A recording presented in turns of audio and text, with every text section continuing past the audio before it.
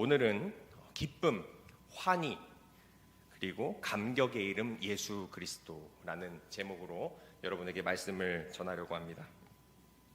지지난주에 제가 인터넷을 보다가 이러한 기사를 봤습니다. 한번 읽어보겠습니다. 조두순만큼 끔찍한 아동 범죄를 저지른 범죄자들이 출소를 앞두고 있다. 특히 미성년자 11명을 성폭행한 김근식 괄호 53세는 전과 19범으로 2000년 강간치상죄로 5년을 복역하고 출소한 지 16일 만에 등교 중이던 9살 초등학생을 상대로 성범죄를 저질렀다. 또한 그는 이듬해 9월까지 초, 중, 고생 10명을 성폭행했다. 그는 성적 컴플렉스로 인해 성인 여성과의 정상적인 성관계가 어렵자 어린 여성을 상대로 범행을 결심한 것으로 파악됐다. 당시 재판부는 형 집행을 마친 지 불과 16일 만에 다시 성범죄를 저질렀다는 점에서 교화 가능성이 없어 보인다.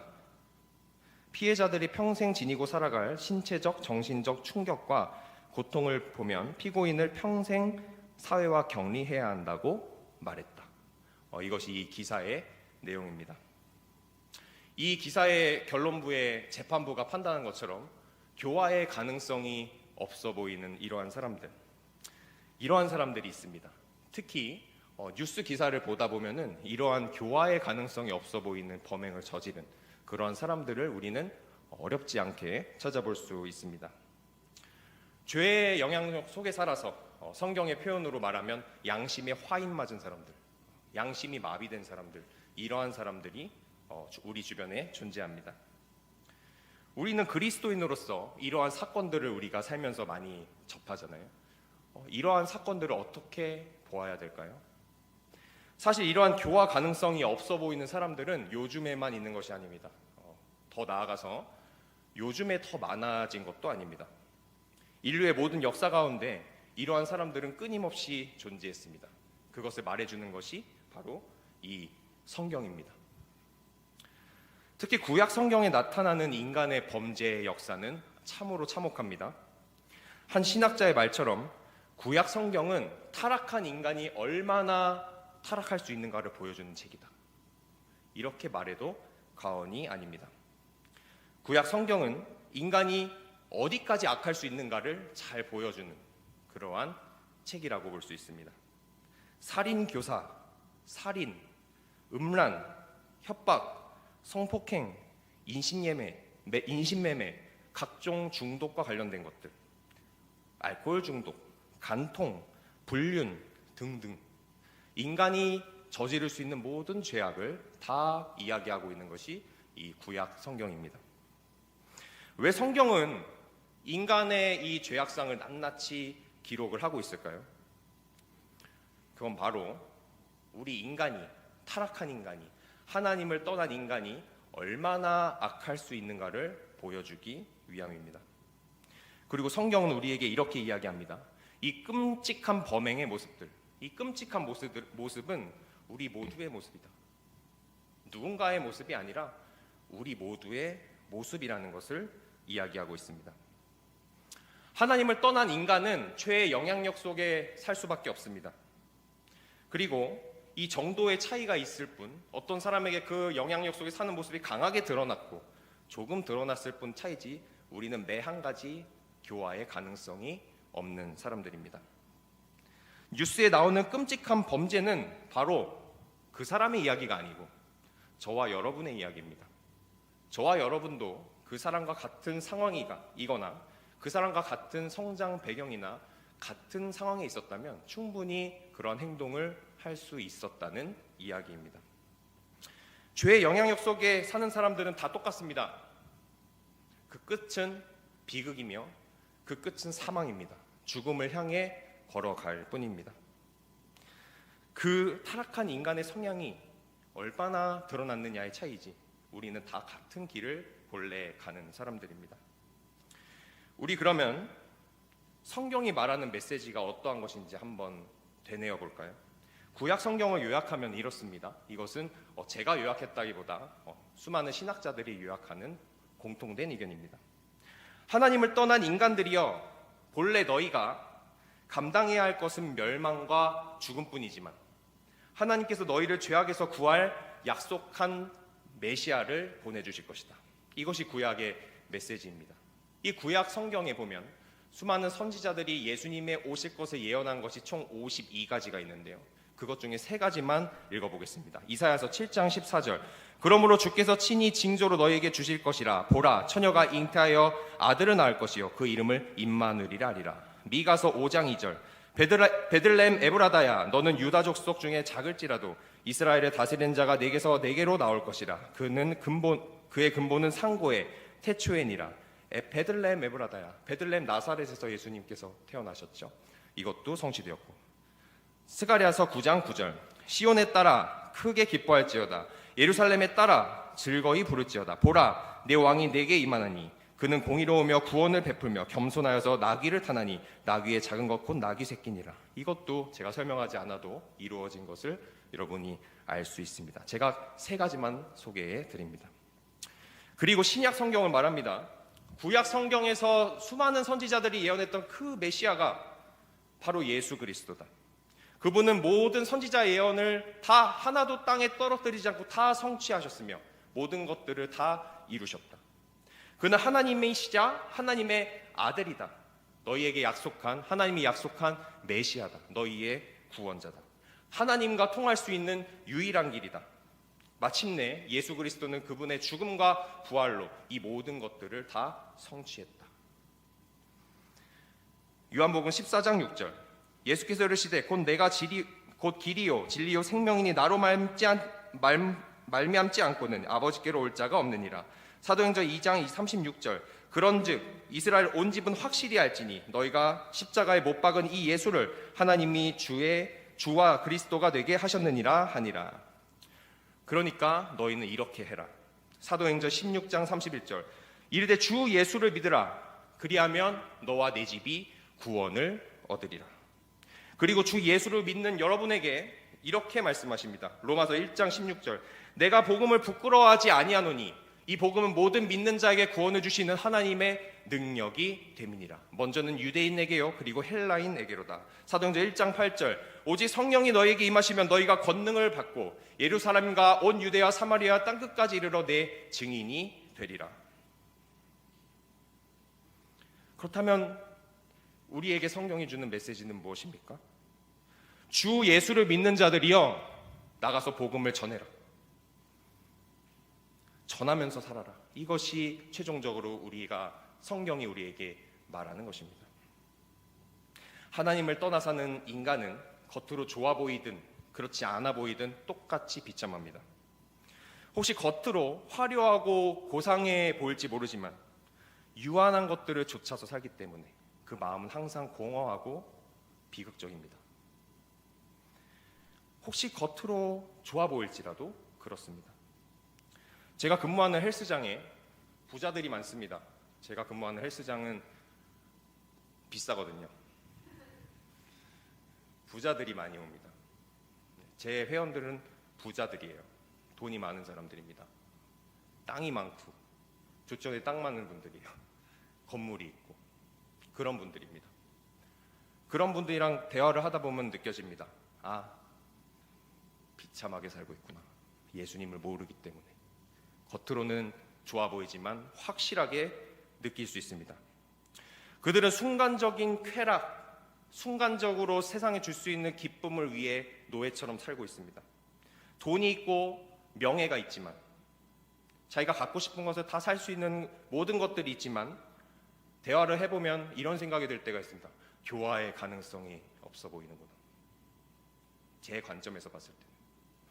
또 어떤 경우는 그 겉모습마저 초라하고 비참한 인생을 사는 사람들이 있습니다.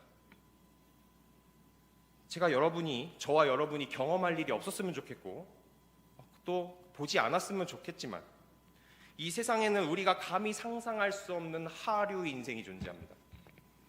우리가 듣도 보도 못한, 영화에서나 조금 맛볼 수 있는 그러한 하류 인생이 존재합니다. 아주 죄악을 벗삼아서 극한 죄를 지으면서 비참한 삶을 살고 있는 사람들이 있습니다. 바로 마약과 음란과 죄에 허우적거리면서 죄 속에 풍덩 빠져서 양심이 마비된 채 헤어나오지 못하는 그러한 삶을 사는 사람들이 이 땅에 존재합니다. 마찬가지로 그들의 마음도 공허함과 두려움으로 가득합니다. 비참함으로 살고 있습니다. 이들 중에도 교화의 가능성이 없어 보이는 사람들이 존재합니다. 서두의 뉴스 기사에서 재판부가 판단한 것처럼 교화의 가능성이 없어 보이는 사람들, 그런 사람들은 우리 멀리에 있지 않습니다. 교화의 가능성이 없는 사람들은, 없어 보이는 사람들은 우리가 도저히 손쓸 수 없는 사람들, 기도에도 쉽게 변함이 보이지 않는 사람들, 누가 시키지 않았는데도 자기 스스로 구렁텅이로 빠져 들어가는 그러한 사람들. 그런 사람들을 보면 이런 생각이 듭니다. 이런 사람에게 복음을 전한들 소용이 있을까? 내가 공부하고 있는 이 신학이, 내가 읽고 있는 이 성경이 이런 사람들에게 소용이 있을까? 이거 신선 노름인 거 아니야? 하나님과 세상에서 가장 멀리 있는 것만 같은 저 사람이 하나님이 만질까? 만진다고 효과가 있을까? 저거? 이러한 생각이 들 때가 있습니다. 그리고 마침내 용기를 내서 복음을 전하고 끊임없이 기도하지만 변하지 않는 모습을 보면서 실망하고 의기소침해지는 경우들이 있습니다. 게다가 그런 사람이 내 가족인 경우, 그런 사람이 나와 가까운 친구인 경우, 그런 경우에는 그 고통은 말할 것도 없습니다. 여러분은 진정으로 죽은 자를 살리시는 예수님의 복음을 믿습니까? 여러분 정말 사망에서 생명으로 새 사람으로 만드는 그 예수님의 복음을 진정으로 믿습니까? 오늘 본문인 빌레몬서는 바울의 옥중 서신, 에베소서, 빌립보서, 골로새서, 빌레몬서, 이 네 가지 중에 하나입니다. 특별히 또 이 빌레몬서는 바울이 개인에게, 빌레몬이라는 개인에게 편지한 겁니다. 나머지는 다 교회에 편지한 거거든요. 개인에게 편지한 옥중 서신입니다. 사도행전에 보면 바울이 감옥에 갇힌 것을 크게 세 가지로 분류를 할 수가 있습니다. 세 가지가 나오는데, 첫 번째로 에베소에서의 감옥 생활, 그 다음에 가이사랴에서의 감옥 생활, 그 다음이 로마에서의 감옥 생활입니다. 로마에서는 크게 또 두 분류로 분류하는데, 첫 번째는 가택 연금 상태로 투옥된 것, 그 후로는 죽기 직전에 정말 참혹한 상태로 투옥된 것, 두 가지로 나뉘는데, 오늘 이 옥중 서신들은 다 가택 연금 상태로 로마에서 투옥됐을 때, 바울이 그때에 조금 여유가 있을 때 쓰여진 편지입니다. 혹시 로마 시대의 가택 연금이 무슨 뜻인지 모르는 분들에 대해서 간단히 설명드리면, 어떤 장소를 정해놓고 자유를 줍니다. 그 안에서 감금은 돼 있지만 자유로이 사람을 만날 수도 있고, 자유로이 자기가 책도 볼 수 있고, 할 수 있는 것을 할 수 있는 자유가 있는 그러한 투옥 상태를 가택연금, 로마 시대의 가택연금 투옥이라고 이야기합니다. 특히 빌레몬서는 바울이 전한 복음을 받아들여서 그리스도인이 된 이 빌레몬이라는 사람에게 바울이 편지를 쓴 겁니다. 신학자들은 이 빌레몬을 당시에 큰 사업을 하는 사람이라고 그렇게 생각을 하고 있습니다. 특히 빌레몬은 골로새 교회를 물질과 장소로 후원하는 그런 사람이었습니다. 물질로 골로새 교회를 후원하는 그런 사람이었습니다. 골로새 교회 역시도 바울이 복음을 전해서 예수님을 영접한 에바브로라는 사람이 개척한 교회였습니다. 그런데 바울이 로마 감옥에 갇혀 있는데, 근데 이 빌레몬의 노예였던 오네시모라는 사람이 바울이 갇혀 있는 그 감옥으로 온 겁니다. 왜 왔냐면 이 노예가 도망친 겁니다. 이 노예가 빌레몬에게서 도망친 겁니다. 무슨 잘못을 했기 때문에 도망을 쳤겠죠. 도망쳐서 우연히 바울을 감옥에서 만난 겁니다. 그런데 바울이 이 오네시모를 보고 복음을 전했습니다. 누구한테나 다 복음을 전했겠죠. 바울이 복음을 전했습니다. 당시 로마 사회에서 이 노예가 주인을 떠나서 도망가면은 주인에게 어떤 권한까지 있었냐면 그 노예를 죽일 수도 있었습니다. 그런 권한까지 있었는데 이 오네시모가 도망갔다는 거는, 그렇다는 거는 어떤 뜻이냐? 다 이 오네시모가 이 주인이 빌레몬에게 죽을 죄를 진 겁니다. 그때 당시엔 어떤 일이 있으면 노예가 도망갔냐면 이 주인의 부인과 불륜을 저질렀다든지, 아니면은 재산산에 큰 손해를 끼쳤다든지, 돈을 훔쳤다든지, 이러한 경우에 도망을 갔습니다. 만약 어떤 사람이 그런데 길을 다니다가 다른 사람의 노예를 발견했을 경우에 사회적 약속이 있는데 그 노예의 주인에게 이야기해 줘야 됩니다. 이건 그때 당시 로마 사회에서 통념입니다. 사회적 약속입니다. 당시 노예들은 귀걸이를 했다든지 어떤 노예의 표정을 달고 있었거든요. 그렇기 때문에 딱 봐도 노예인데 왜 돌아다니지? 이렇게 알 수 있었습니다.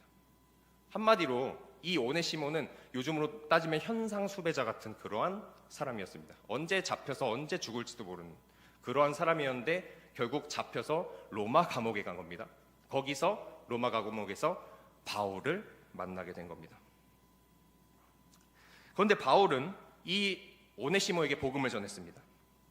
그리고 마침내 이 오네시모가 바울에게 예수님의 복음을 듣고서 예수님을 영접하게 됩니다.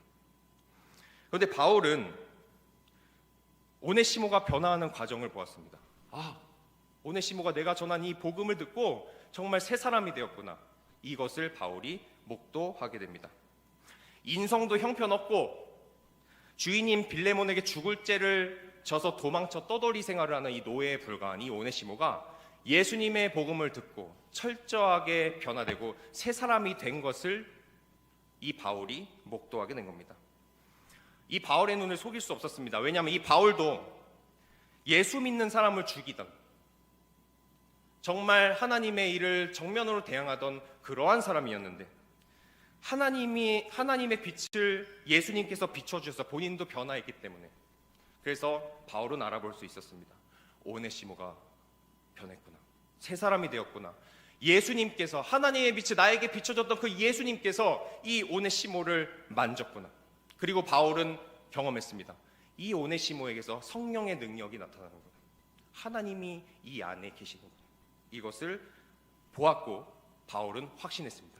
오네시모가 회심했다. 새 사람이 되었다.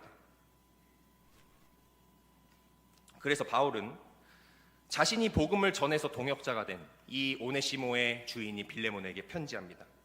오늘 본문에서 우리는 바울이 빌레몬과 오네시모 사이를 중재하려는 의지가 있음을 볼 수 있습니다. 오늘 본문 제가 다시 한번 읽겠습니다.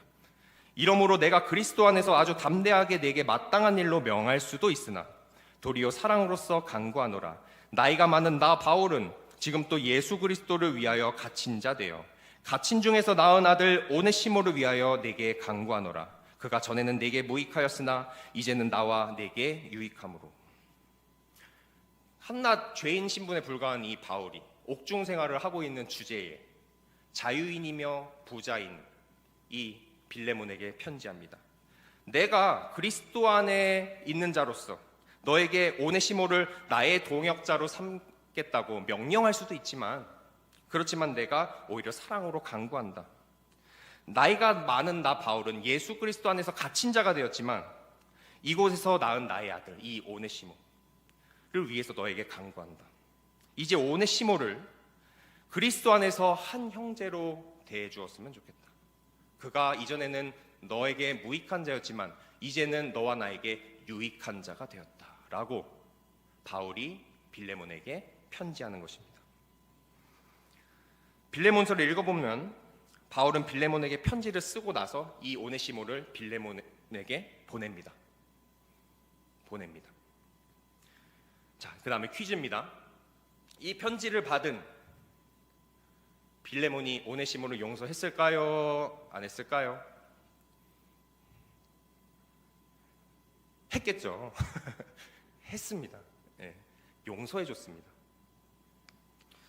바울의 편지를 받은 빌레몬은 자신의 노예였던, 죄인된 이 노예였던 오네시모를 용서합니다. 그리고 그리스도 안에 한 형제로 받아들입니다.